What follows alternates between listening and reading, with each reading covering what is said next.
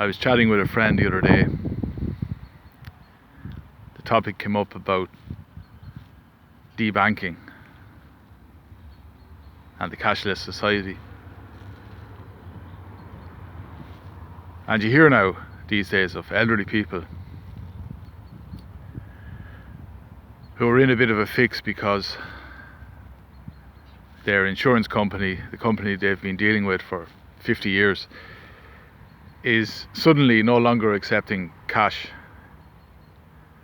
It has to be done online, and the elderly person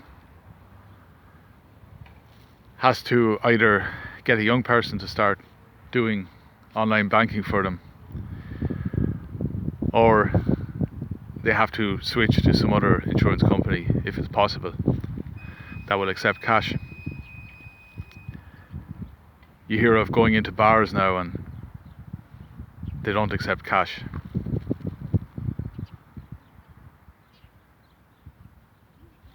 I don't think cash is going away, but it's definitely not as common as it was even 2 years ago. It's changing very, very fast. But I said to my friend, it came up about debanking, and I said, if you're living in a first world country, if you're living in a city in a first world country and you are debanked, I said essentially that's a death sentence. And he went quiet, and I presumed he wanted me to explain what I meant, even though he himself looks into these things. He's very much up to date. So I said that to buy food you need a bank account. To pay for your rent or to pay a mortgage, you need a bank account. To do anything really in modern society, you need a bank account. So if you get debanked, you can't do any of those things. And you might be able to go to another bank, but they might look up your background and say, oh sorry, we can't accept customers like you. Our brand does not associate with people like you, people with a certain ideology. Sorry, you'll have to go elsewhere. So you go elsewhere and same thing, and you start thinking that it seems that there's a banking elite, and if you get tossed out of one bank, you get debanked in one place, you can't open a bank account anywhere, which means that, as I say, in a modern city, in a first world country, you can't eat. You can't pay for a roof over your head. It's a death sentence. But a lot of people wouldn't be able to come up with that idea. They'd say, well, the person must have done something wrong because nobody gets debanked, so they must have been a terrorist or something. And they wouldn't say anything else about it. That in their head, that's enough. The customer must have done something wrong.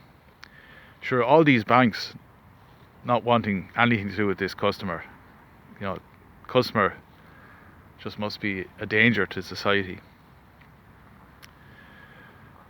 And the bank itself would say, well, our values,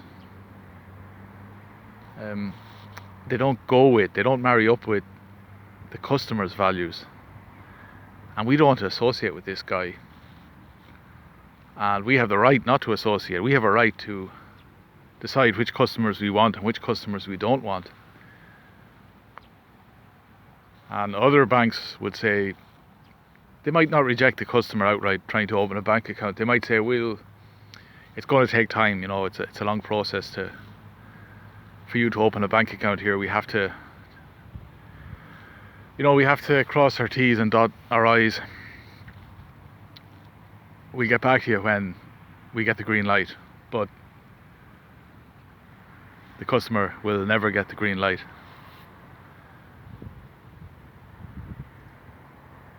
And so the customer's in limbo. He can't work because in order to receive a salary he would need a bank account. And we're talking about a city in a first world country. All the companies will say we have to be transparent. We need a digital trail, not a paper trail. We need a digital trail. We need to send your salary to a bank account. We can't just go to the bank, take out cash and give you cash. That would make us look suspicious in the eyes of the government. Sorry, you can't work here unless you have a bank account. So you can't get a job. You can't get a roof over your head. You can't eat. And you tramp around the city with your hand out.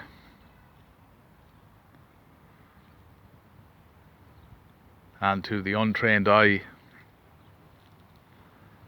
you're lazy. You're not trying hard enough. Why can't you do what everyone else is doing? Why can't you work and improve your station in life?